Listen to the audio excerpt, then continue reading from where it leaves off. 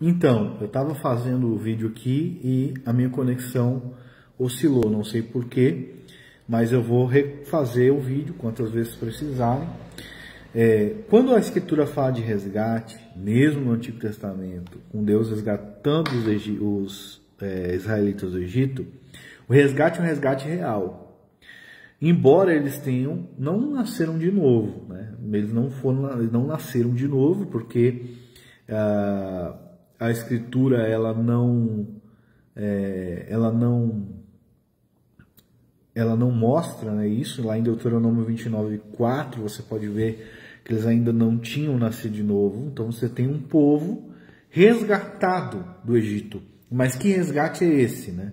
Como eu estava falando antes, esse resgate é um resgate real, mas não é um resgate dos pecados deles. Eles não foram tirados é uma tipologia. Deus tirou eles da escravidão do Egito, né, de Faraó, que eu creio que tipifica o diabo, enfim, e tudo mais, e trouxe eles para o deserto, a fim de levar eles à terra prometida.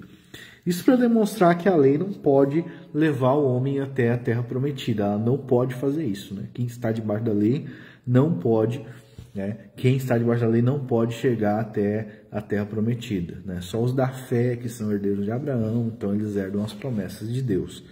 Então esse povo, ele que foi resgatado, esse resgate ele foi um resgate real. Então a Escritura ela não brinca com isso, né? Ela traz, Deus os resgatou, Deus os resgatará, Deus livrará, né? A ver se Deus dará arrependimento. Então não há uma hipótese de Deus agir ou não, dele agir no sentido de que ele tenta fazer algo, então o homem impede ele de fazer. Não, a Escritura não lida assim com as coisas de Deus, né? Ela não lida assim com a ação de Deus. A ação de Deus é sempre eficaz. A ação de Deus é sempre eficaz. O chamado de Deus é eficaz, né? Aos que chamou, a estes justificou, né? Então, não há como uma pessoa ser hipoteticamente salva na Bíblia. Então, Jesus não vem fazer uma obra para que talvez alguém seja salvo, né? Ele vem pelas ovelhas que o Pai deu para ele, dá a vida por elas. Agora, como esse resgate, né, ele dá a vida por elas, derrama o seu sangue por elas, ele é mirado aos eleitos. Qualquer tipo de resgate na Escritura que aponte, por exemplo, para um universalismo, ele não é um resgate real, principalmente se ele não alcança os objetivos do resgate. Você tem que entender isso. Então, como a Escritura não lida com um resgate hipotético, mas com um resgate real, por exemplo, lá em 2 Pedro 2:1 é dito que aqueles falsos mestres negaram o Senhor que os resgatou, né? Eles negaram o Senhor que os resgatou. Como? Né?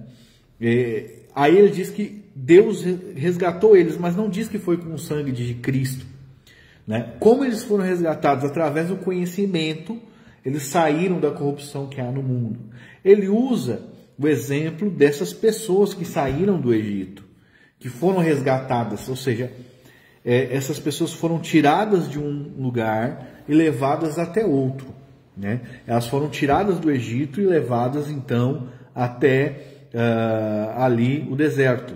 E os falsos mestres que surgiram também ali, né, no meio do povo, né? Ele usa então um exemplo até de Balaão, que nem fazia parte do povo escolhido de Deus, mas enfim. Então essas pessoas são tiradas da corrupção do mundo através da pregação, mas elas não são resgatadas da mesma forma que os eleitos são resgatados, pelo sangue de Cristo. Elas não são justificadas porque senão elas seriam glorificadas, e esses não, né? Esses são feitos para serem presos e mortos, Pedro fala. Então eles não são o mesmo tipo de resgate. Eles também são chamados de porcos e cães, né? Então, mas a Bíblia diz que a luz do justo é como a aurora que brilha mais e mais, e que nós estamos sendo transformados de glória em glória em imagem de Cristo. Então esse resgate desses falsos mestres, ele não é um resgate real. Ele é um resgate na verdade, ele é um resgate real, mas não é um resgate no mesmo sentido, perdão, em que os eleitos são resgatados. Então, que resgate é esse? Pelo conhecimento, né? Então, você estava, aprendeu com o mundo né, vou pecar, então você aprende agora que não deve mais pecar, não deve mais adulterar, não deve mais roubar. Então, você veio, né, pelo resgate esse teológico, mas, né, pela a palavra, né, a conversação, a argumentação. Mas só Deus pode, graças a Deus por Jesus Cristo, transformar uma natureza, né? E só Deus pode, de fato, resgatar, livrar do pecado, livrar do poder do pecado, né? Porque esse resgate ali, ele não é o mesmo tipo de resgate. Então, se a gente aceitar que esse resgate de Cristo esse resgate de Deus pelos falsos mestres é o mesmo tipo de resgate que a igreja é resgatada, então nós entramos num desdobramento muito grande e bem problemático, onde você tem algo ineficaz. Então Deus resgatou uma pessoa, libertou ela do pecado através do seu poder, né? Não através, né, de uma pregação que a pessoa veio e depois mostrou que ela não era regenerada, mas ela foi liberta do pecado e voltou para o pecado. O que não acontece com aquele que é justificado, né? Então alguns vão tentar fazer uma divisão entre resgate e justificação e vão cair numa ideia, num universalismo hipotético. O que eu posso falar sobre essa situação, sobre esses textos bíblicos? Bom, nós devemos encarar eles, né, de frente e de acordo com o contexto. Duas coisas que nós devemos levar sempre em consideração nos textos bíblicos, e principalmente nesse, essas pessoas mudaram seu estado de natureza? Não, elas continuaram porcos, continuaram cães. Então elas ainda eram escravas da sua natureza. Depois nós temos também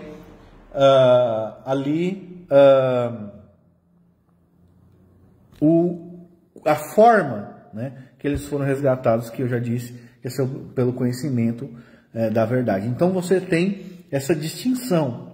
Agora, aqueles que Cristo resgatou, né, ele tem um propósito, né, e Deus cumpre todos os seus propósitos. Qual é o propósito daqueles que Cristo resgatou? Apocalipse 5:9, né, que ele comprou para Deus aqueles que procedem de toda tribo, língua e nação, e serão para Deus reino e sacerdote. Então, ele nos livrou do império das trevas e nos transportou para o reino do Filho do seu amor, no qual temos a redenção, a ideia de resgate de novo, o perdão dos pecados. Então, se é esse resgate, então nós estamos num problema. Se é esse resgate, então nós temos um problema. Então, há a possibilidade de uma pessoa se perder depois de salva, o que a Bíblia nega abundantemente. Então, não é o mesmo tipo de resgate. Ele nos libertou do império das trevas, nos transportou para o reino do Filho do seu amor, no quem temos a redenção, né, a remissão dos pecados, o perdão dos pecados. Então, o resgate é, ao mesmo tempo, o perdão dos pecados.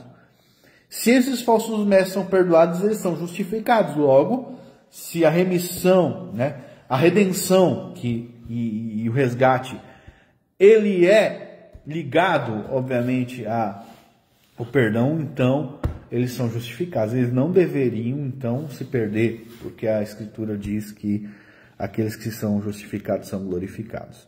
Então, pela infalibilidade de Deus, né, das suas promessas, nós cremos, eu creio que esse resgate dos falsos mestres não se refere ao resgate que os eleitos são resgatados, mas a uma mudança de conhecimento teológico, né? Eles conheceram a verdade, mas eles não foram libertos do pecado pelo poder de Deus, né?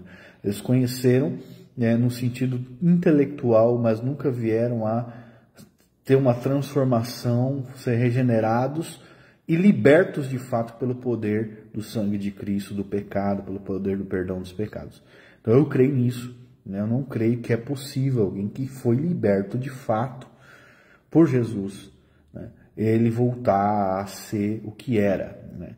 Ele vai prosseguir. Então, é essa a minha posição. Se você pegar, por exemplo, outros textos bíblicos que falam, né, sobre a obra de Cristo, né, ele vai dizer que ele nos resgatou com o seu sangue, né, sabendo que não foi mediante a coisas corruptíveis, né, que vocês foram resgatados da maneira de viver, mas com sangue imaculado do Cordeiro. Então, a obra, e que Jesus fala sobre essa obra, né? Ele diz que ele dá vida pelas suas ovelhas, né? Então, ou nós fechamos o ponto da redenção, né, da expiação, e nós dizemos que Cristo morreu por aqueles que ele ama, por aqueles que foram eleitos, ou então nós abrimos agora a obra consumada de Cristo, nós transformamos ela em algo falível, e Deus nos livre de fazer isso. Deus nos livre de dizer que aqueles que são resgatados por Jesus, eles podem voltar a ser imundos, né? Ou eles permanecerão no pecado. Antes a Escritura diz que aquele que nasceu de Deus não vive na prática do pecado, né? Ele nasceu da palavra de Deus. Aquele que foi resgatado, ele ao mesmo tempo foi lavado, né? Então não há como, a não ser que nós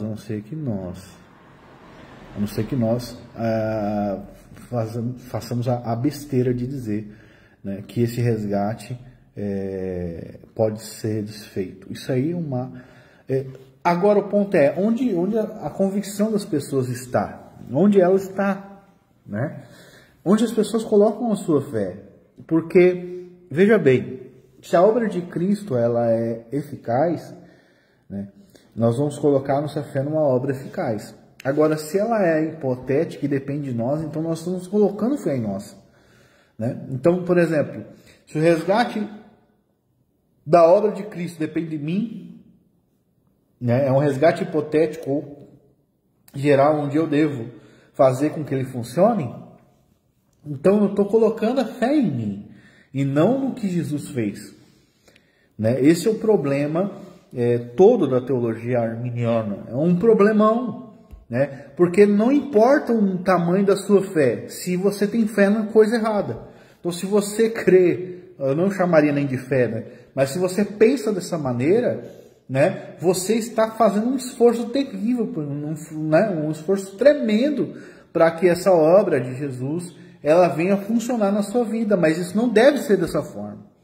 Não deve ser, né? Deus não planejou a nossa vida para ser dessa forma. Então, como que deve ser? É assim, Cristo te libertou do pecado. E isso é eficaz. Amém. Eu creio nisso. Então, é algo simples, sem peso e sem esforço, né? Agora, se você precisa confirmar essa redenção com um esforço, não importa o tamanho da sua fé, ela vai estar baseada em si própria, vai estar sobre si mesma.